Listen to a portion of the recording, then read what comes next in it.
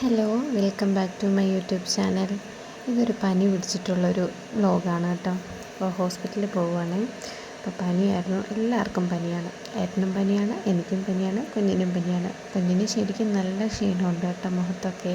അപ്പോൾ അവൾക്ക് ജലദോഷമൊക്കെ വന്ന് മൂക്കടഞ്ഞിട്ട് രാത്രിയിലൊന്നും ഉറങ്ങാനൊന്നും പറ്റുന്നില്ലായിരുന്നേ. നല്ല വഴക്കുണ്ടായിരുന്നു.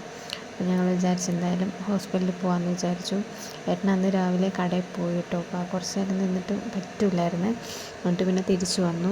അത് കഴിഞ്ഞ് പിന്നെ ഞങ്ങൾ ഹോസ്പിറ്റലിലേക്ക് പോയിട്ടോ. അപ്പം നമ്മൾ 20 ഏക്കറിലാണ് പോകുന്നത്. കട്ടപ്പന അടുത്ത് താലൂക്ക് ഹോസ്പിറ്റലാണ്. 20 ഏക്കർ എന്ന് പറഞ്ഞ സ്ഥലത്താണ്. അപ്പോൾ അങ്ങോട്ടാണ് പോകുന്നത്. ഒരു 10 മണിയൊക്കെ ആയിട്ടുണ്ട് കേട്ടോ.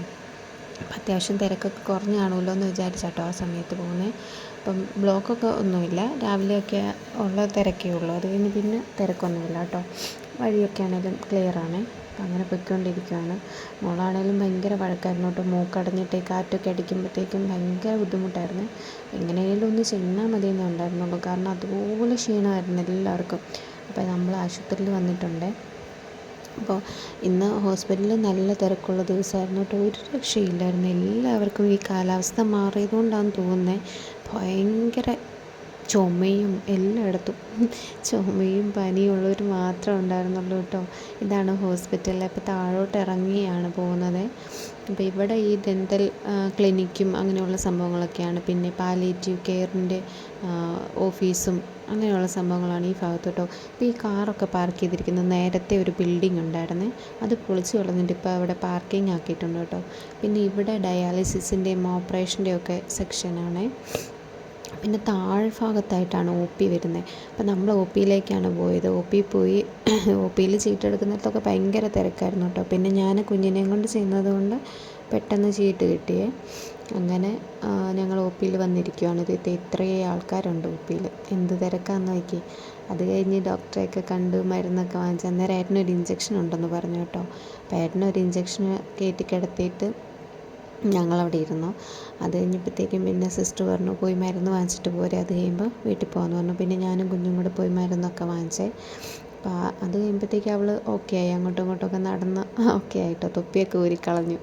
ചൂടുണ്ടായിരുന്നു, ഭയങ്കര ചൂടായിരുന്നു. പിന്നെ അതൊക്കെ കഴിഞ്ഞ് വന്നു. ഏട്ടൻ അന്നേരത്തേക്ക് ഓക്കെ ആയി. ഞങ്ങൾ പതിയെ വീട്ടിലേക്ക് പോരാമെന്നോർത്തെ. അപ്പം പനിയൊക്കെ ആയതുകൊണ്ട് കുഞ്ഞാണെങ്കിലും കഴിപ്പൊന്നും ഇല്ലായിരുന്നു കേട്ടോ. കഴിക്കാൻ ഭയങ്കര മടിയായിരുന്നു. കാഷ്വാലിറ്റിയിലൊക്കെ തിരക്കുണ്ടോ. അപ്പോൾ ഞാൻ ഇങ്ങനെ പറഞ്ഞു എന്നാൽ നമുക്ക് പുറത്തുനിന്ന് കഴിച്ചിട്ട് പോകാമെന്ന് പറഞ്ഞു കേട്ടോ.